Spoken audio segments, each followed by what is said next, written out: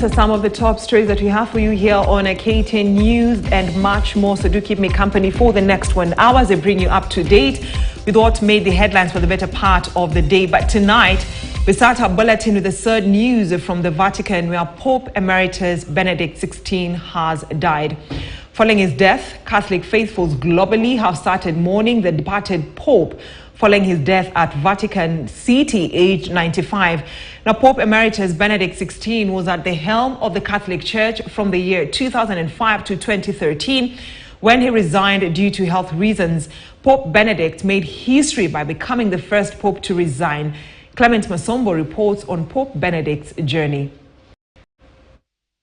Pope Benedict XVI, who served as the leader of the Catholic Church from 2005 until his resignation in 2013, has died aged 95.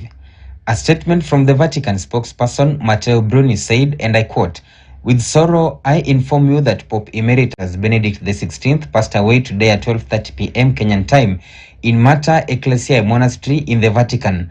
The statement went ahead to say, any further information will be provided as soon as possible.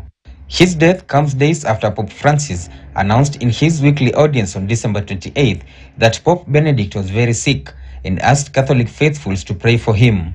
Benedict's death brings to an end the unprecedented recent history where two popes have coexisted. Benedict was born Joseph Aloysius Ratzinger in Germany in 1927 to a policeman, and he grew up in rural Bavaria, and at the age of 14, he joined the Hitler Youth, which was a requirement then, and served in the German army in the Second World War.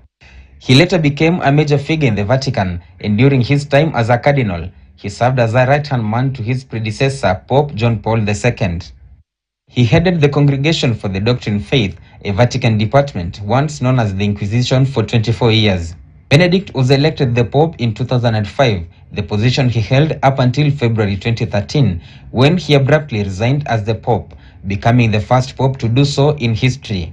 Benedict at the time said he did not have the strength to continue leading the church that boasts of over 1.2 billion faithfuls. But the former Pope remained a powerful conservative influence and a focus on opponents of Pope Francis' efforts to reform the Catholic Church and redirecting it to serve the poor. He made his views public through letters, articles, and interviews.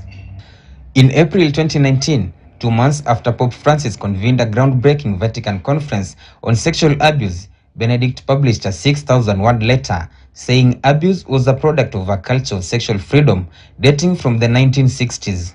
Religious leaders as well as political leaders have mourned the Pope, saying he served the Catholic Church with great faithfulness and dedication in many offices. While mourning the departed Pope, the Archbishop of Nyeri, Anthony Muheria, in a statement said, and I quote, "He was the most pleasant, humble and simple person. His approach was always very respectful in spite of his great intellectual caliber. To me, on the occasions I had with him, he came as a loving and caring father." End of quote. The funeral of Pope Emeritus Benedict XVI will be held on January 5th, 2023 in St. Peter's Square in Vatican City at 9:30 a.m. local time. The funeral service will be led by Pope Francis. Clement Masombo, KTN News. All right, Clement Masombo, thank you for that report. Now let's have a look at the Ministry of Interior and National Administration, and it has